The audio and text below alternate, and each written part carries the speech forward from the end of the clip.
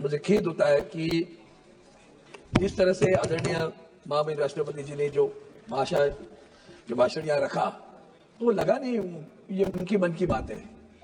हम भी जानते हैं कि राष्ट्रपति, महामहिम राष्ट्रपति हो या राज्यपाल जी हो, ये जब भी भाषण करते हैं तो सरकार से लिखित भाषण जाता है, वही उनको पढ़ना पड़ता है। और अपेक्षा थी कि महामहिम राष्ट्रपति जी अपने भी कुछ ख्याल या विचार उसमें प्रकट करेंगी, लेकिन वो तो हुआ नहीं। उन्होंने शुरू में ही प्रयागराज और डॉक्टर मनमोहन सिंह जी के बारे में संवेदना जताई। मैं भी उसका अनुमोदन करता हूं और उस संवेदना, बहुत गहरी संवेदना जताता हूं। खास करके प्रयागराज में जो हुआ वो बहुत ही वेदना देने वाली घटना हुई है, दुर्घटना। और मनमोहन सिंह जी के बारे में बात करूं तो ये सरकार, याद दिलाना चाहता हूं, ये सरकार थी, आदरणीय प्रधानमंत्री जी थे, जब वो राज्य के मुख्यमंत्री थे, तब जीएसटी को सबसे कड़वा विरोध करने वाला कौन था? तो भारतीय जनता पार्टी थी। आधार कार्ड को कड़वा विरोध करने वाला कौन था? तो भारतीय जनता पार्टी थी। आज वो सारे विचार जो मनमोहन सिंह जी ने रखे थे, उसको ही उनको अवलंबन करना पड़ रहा है। उसी में समझ जाए कि दूर से दूर देखे, विजन किसे कहते हैं। आदरणीय हमारे प्रधानमंत्री जी मनमोहन सिंह जी बहुत विजनरी थे। उस वक्त जो अर्थव्यवस्था पूरे विश्व में जो हुई थी, ऐसी स्थिति में उन्होंने जो भारत को संवारा है, उसकी सराहना करें उतनी कम होगी। ये भूल जाते हैं कि इन्होंने पहले क्या कहा था, आज क्या कह रहे हैं। अब रही बात सर उनके विचारों में, हाउसिंग फॉर ऑल ऐसा करके एक उन्होंने बोला है, हाउसिंग फॉर ऑल। मुझे समझ में नहीं आता है। मैं पिछले 10 वर्षों से बात करते आया हूं कि जब भी यह विषय आता है, you and me, everyone knows it, there is encroachment on the lands of the government, on the government land. अब सरकार हमारे मुंबई की बंदरगाह की जगह पे, मुंबई पोर्ट के यहाँ बहुत बड़ी झुग्गी झोपड़ियां है, वैसे और जगह रेल की जमीन पर झुग्गी झोपड़ियां है। हमारी महाराष्ट्र सरकार, आदरणीय शिवसेना प्रमुख बाला साहब ठाकरे जी ने एक सपना देखा कि मेरा कोई भी गरीब आदमी झुग्गी झोपड़ी में नहीं रहेगा, उसे अपना हक का घर मिलेगा। इसलिए उन्होंने एसआरए स्कीम लाई, स्लम रिहेबिलिटेशन अथॉरिटी बनी, और उसके तहत इनको मुफ्त घर दिए जाते गरीबों को। अब रही बात, ये जो गरीब वहां बसे हुए हैं, हर बार प्रधानमंत्री Awas Yojana, housing for all, पक्का घर, पक्का नल से पानी, अरे कहाँ है भैया, कब होगा? मेरी महामहिम राष्ट्रपति से प्रार्थना है, खेद प्रकट करता हूं मैं। आपको ये पता नहीं है, आज भी लोग ऐसे रहते हैं। किसको पक्का घर दे? हम शहरों में रहते, किसको पक्का घर दे रहे आप? ये झुग्गी झोपड़ियां वाले ऐसी है। ऐसी राज्य की सरकार कोई एक स्कीम बनाती है, अगर उस स्कीम में से कुछ लोगों को केंद्र की सरकार के जमीन पे वो रहते हैं, उनको लाभ मिलता है, तो लाभ उन्हें देते नहीं दे केंद्र सरकार। वो कहती है केंद्र तो राज्य की योजना है, हमारे केंद्र की यहाँ नहीं चलेगी। अब हमारे यहाँ बीडी चाल करके है, उसका पुनर्विकास होने का जो प्रकल्प है वो हमारी राज्य सरकार ने लाया। शिवड़ी के जो बीडी चाल के लोग हैं उनको नहीं मिलेगा, क्यों? क्योंकि केंद्र की सरकार पर वो बिल्डिंग खड़ी है। अनुमति कौन देगा? ये बैठे हैं सामने सोनवाल साहब, इनकी जगह पर है, वो मुंबई के बंदरगाह की जगह पर है। आज तक तुम्हें तो कुछ करना नहीं है, विन विन सिचुएशन है, राज्य की सरकार कर रही, कोई निजी संस्था नहीं कर रही है या कोई व्यापारी नहीं कर रहा है। आप 10 वर्ष तक अनुमति नहीं दे रहे। हाउसिंग फॉर ऑल, बिल्डिंग ढहने को आई, अब परमिशन नहीं देते और उसमें लिखते हो हाउसिंग फॉर ऑल। कहां से देंगे वो तो बताओ। हम जो बोल रहे हैं वो सच्चाई बोल रहे हैं, और इसलिए मुझे खेद प्रकट करना पड़ता है कि महामहिम राष्ट्रपति जी को इसकी भी जानकारी आज भी नहीं है, और आप जानकारी देना भी नहीं चाहते हो। वो बेचारी आपने दिया हुआ पड़ती है। इसलिए आगे चलकर और बताता हूं, किसान सम्मान, आपके हर निर्णय, मैंने हाल ही में कहा था, भारतीय जनता पार्टी का हर निर्णय, ये भाई आप क्यों बोल रहे? किसान सम्मान योजना, मैंने जो आंसर है मैंने क्यों बोल ली? तो किसान सम्मान योजना अब 6,000 रुपए दे रहे हैं। और Honorable members, I will check the record. If it is anything adjustable, I will remove it. What is that? You tell me a sentence. What? You tell me a word. About the sentence. I myself will do it. What I am saying is a perfectly correct things I am saying it on that. No sir, not at all. I have not yielded at all. मैंने एक भी शब्द ऐसा नहीं बोला है, वाक्य तो छोड़ो, शब्द भी नहीं गलत बोला है। अनुमति आप नहीं देते हो, पक्के करके वादा करते हैं। इतना झूठा वादा, मुझे झूठा शब्द प्रयोग करने लगा था।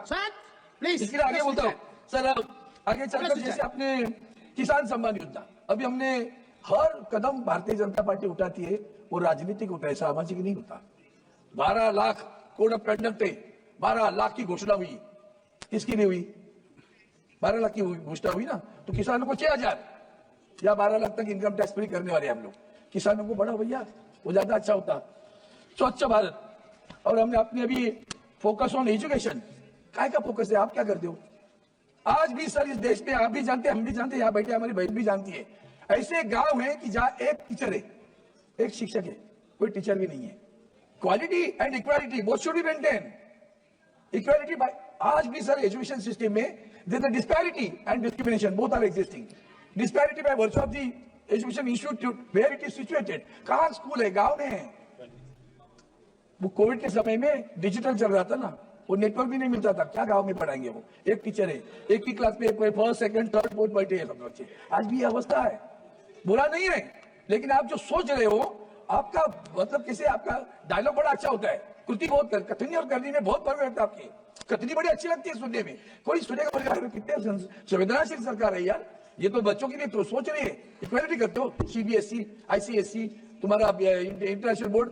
हाल ही में हमारे यहाँ एक छोटी सी क्लिप घूम रही सर, उन बच्चों को पूछा छत्रपति शिवाजी महाराज जानते हो? आईसीएसई के बच्चे नहीं मालूम। आपको पढ़ाया है? नहीं, हमारे बुकों में नहीं है, किताबों में नहीं है। एक लड़का कहता है, एक सिर्फ पैराग्राफ है छत्रपति शिवाजी महाराज का, एक पैराग्राफ। ये हमारी नई जनरेशन है जिनको इतिहास नहीं मालूम, छत्रपति शिवाजी महाराज मालूम नहीं, राणा प्रताप सिंह मालूम नहीं, गुरु गोविंद सिंह मालूम नहीं है। ये आगे चलकर हमारे देश के बारे में, मिट्टी के बारे में प्यार करने वाले। उसको पिताजी का नाम बताओ छत्रपति शिवाजी महाराज के, नहीं मालूम। This is the system, this is what is happening in education. ये जरा सोचो तो सही सर। इसलिए हम तरफ से बोल रहे, महामहिम राष्ट्रपति जी को मैं कहता हूं कि जरा इसमें भी ध्यान दे तो अच्छा होगा, ताकि कान खींच ले सकती थी और बता सकती थी ये विषय आनी चाहिए करके। आगे चलकर सर आपने पेंशन के बारे में बात की, 50% पेंशन। अभी भी वो हमारे पुराने लोग हैं, वो पेंशन के लिए तड़प रहे। उनको जो मिलती है पेंशन, वो 1500, 1200, 1300, कितने सालों से हम बोल रहे हो यार, पेंशन नहीं बढ़ रही उनकी। किसको दे रहे पेंशन आप? गवर्नमेंट सर्वेंट को। अभी रहे क्या गवर्नमेंट सर्वेंट? नौकर भर्ती कितने सालों से बंद है। आप जो भी करते हो, इसलिए बोला कथनी और करनी में फर्क आपके रहता है। यूनिफाइड पेंशन स्कीम, आपने महिलाओं का सम्मान की बात की, ओलंपिक के लिए यहाँ बैठी थी, याद है? ओलंपिक प्राइज वाली हमारी बहन बैठी थी वहां बाहर, आपकी तरफ से एक आदमी देखने नहीं गया उनको, महिला भी नहीं गई आपकी उनको देखने के लिए, भागी वहां से। ये इसलिए बोल रहा हूँ कथनी और करनी में फर्क है। आगे सर आगे चलकर अपने आत्मनिर्भर भारत, वाह, उस आत्मनिर्भर भारत ने बीएसएनएल का सत्यानाश किया। पता है आपको कैसे? 5G सर्विसेज कौन देने वाला है? बीएसएनएल दे रही है, एमटीएनएल दे रही है। मुंबई और भारत में, मुंबई जहां अभी शुरू किया है 4G, वो गांव में धंधा हमारा, मुंबई में, दिल्ली में, कलकत्ता में, मद्रास में, वहां नहीं करेंगे, चेन्नई में नहीं करेंगे। करेंगे क्या गांव में? क्यों? दोस्तों का नुकसान होगा, दोस्तों को तकलीफ होगी। अपने बच्चे को तो देखो, बेशक आपका बच्चा है उसको तो देखो, आज भी नहीं देख रहे हो। सर आगे चलकर मैं इंफ्रास्ट्रक्चर, अब इंफ्रास्ट्रक्चर में बात करूं सर, हमारे मुंबई गोवा रोड, चांद पे हमारा यान गया, उसका जितना खर्चा हुआ ना सर, उससे ज्यादा खर्चा इस मुंबई गोवा रोड के लिए पनवेल से लेकर मानगांव तक हुआ। रास्ता आज नहीं बना। इंफ्रास्ट्रक्चर के चक्कर में प्रकृति का कितना नाश करते हो। मेट्रो रेल के लिए गोरेगांव का हमारा फॉरेस्ट बर्बाद कर दिया। क्लाइमेट चेंज की बात करते हो ना, संवेदना वहां जताते हो ना, हजारों पेड़ काटते हो, हजारों पेड़ काटते हो, तभी नहीं याद आता कि क्या कर रहे हैं। विकास की परिभाषा क्या होनी चाहिए? What do mean, how you define vikas? तो प्रकृति का सत्यानाश करके विकास की बात करूंगी, यही तो दुर्भाग्य है। इसलिए मैं उसके ऊपर भी आपको ध्यान देने लगा। और रास्ता आज भी नहीं बना है मुंबई गोवा। एयरपोर्ट एक्सपेंडिशन चल रहा है, हमारे चिपी का एयरपोर्ट बंद है, ऑपरेशन तो बंद है। पोर्ट हमारे महाराष्ट्र पालघर डिस्ट्रिक्ट में बाढ़ बंद करके, वहां के लोगों को ने आंदोलन किया, फिर भी आप पोर्ट बना रहे हो। Deep in the sea they are going to create a port which is, लेकिन मुंबई बंदरगाह, इस देश के इतिहास में मुंबई बंदरगाह का नाम आता है, आप तो उसी के हैं। कभी तो सोचा क्या कि मुंबई बंदरगाह का विकास करे? आदरणीय गडकरी साहब थे, उन्होंने प्लान बनाया था, प्लान बना के सबको बताया था। फाइल पढ़िए भैया, कभी तो उस फाइल की तरफ देखो। क्यों मुंबई पर अपना रोष निकाल रहे हो? क्या मुंबई ने आपका गुनाह किया? मुद्रा के लिए, मुद्रा बंदर के लिए मुंबई का विकास रोका है क्या? मुंबई बंदरगाह का विकास क्यों नहीं करते हो? माननीय महामहिम राष्ट्रपति जी को मुंबई बंदरगाह मालूम नहीं है, वाड़वन याद आया, मुंबई बंदरगाह का विकास नहीं याद आया। यही तो दुख है, खेद प्रकट करता हूं। क्यों नहीं तुम्हें लगता सबका साथ सबका विकास? सबका विकास में मुंबई नहीं आती, सबके विकास में महाराष्ट्र नहीं आता। महाराष्ट्र सारी कंपनियां लेके गुजरात में जाते हो, विकास की बात याद नहीं आती? छीन के क्यों लेके जाते हो आप? और 10 कारखाने गुजरात में खड़े करो, हमें कोई बुरा नहीं लगा, हमारे एक राज्य आगे चलेगा। तो महाराष्ट्र से छीन कर लेके जाते हो।